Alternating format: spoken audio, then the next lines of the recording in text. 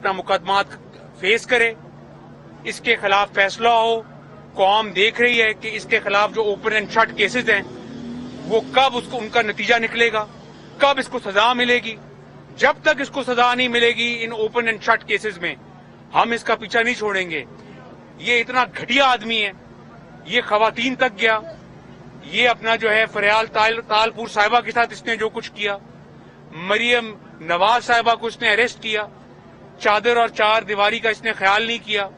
हमारी पार्टी के साथ जो इसने हरकतें की, तो 4 साल इसने कोई गवर्नेंस नहीं की। 4 साल इसने सिर्फ विक्टिमाइजेशन की है, विच हंट किया, आर्मी चीफ के अपॉइंटमेंट के ऊपर इसने सारे मुल्क का वक्त बर्बाद किया और अपना जो है ड्रामेबाजी की। तो अब इसको हम पीछा करेंगे इसके हम इसको कोई स्पेस नहीं देंगे।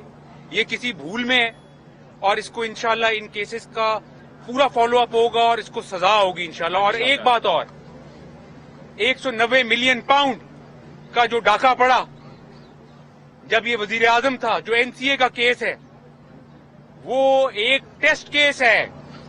190 मिलियन पाउंड के अगेंस्ट जो बेनिफिट्स इसने लिए, इसको उसका भी जवाब देना है। और आखिरी बात, इसको टेरियन खान के केस का भी जवाब देना है। ये बताएगा कि टेरियन खान कौन है और इसका उससे क्या रिलेशनशिप है, और बताएगा कि ये कैसे सादिक और अमीन है। और मैं आज पूछता हूं कि कहां है वो जावेद इकबाल, कहां है शहजाद अकबर, कहां है साकिब निसार, और कहां है वो मनी लॉन्ड्रिंग। एक पाई और एक पेनी की करप्शन मेरे बारे में, शरीफ फैमिली के बारे में, पीएमएलएन की लीडरशिप के बारे में बताए कौम को। ये 4 साल इसके पास ताकत थी, इसके पास 2 सूबे थे, इसके पास वजारत उज़्मा थी, इसका प्रेसिडेंट था। ये कहता नहीं थकता था कि एफआईए मेरी अंगूठे के नीचे है, आईबी मेरे अंगूठे के नीचे है। करता प्रोसिक्यूट, करता सारा कुछ। जब ये अपना प्राइम मिनिस्टर था, जब ये सिलेक्टेड प्राइम मिनिस्टर था, तब तो कहता था सिविल मिलिट्री रिलेशनशिप आइडियल हैं।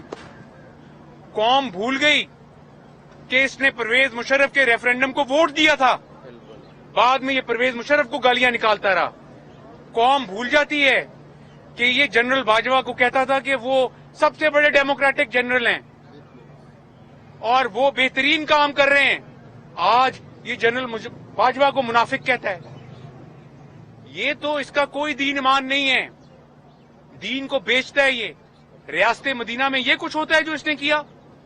ये है रियासत मदीना, जहां पे अपना घड़ियां चोरी होती हैं, जहां लूटमार। कल क्या हुआ केपी असेंबली में, कल वहां बिल पेश कर दिया उन्होंने कि जी हेलीकॉप्टर के ऊपर कोई हिसाब किताब नहीं हो सकता, इसके बाप के पैसे हैं, हिसाब किताब नहीं हो सकता।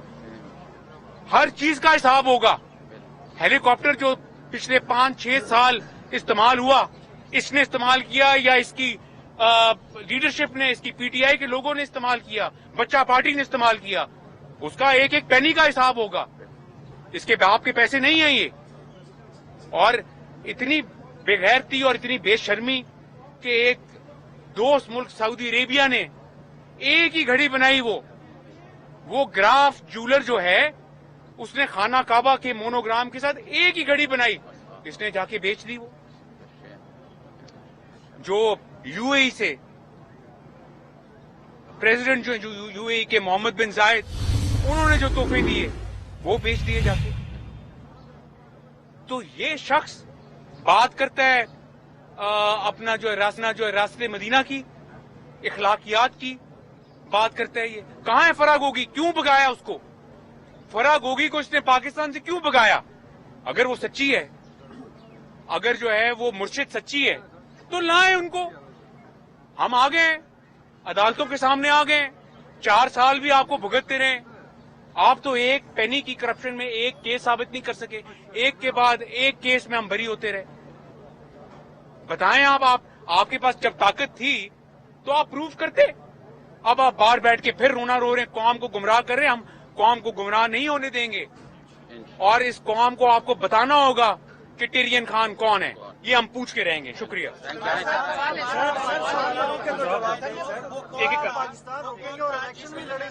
ایک ایک کر کے نا پہلے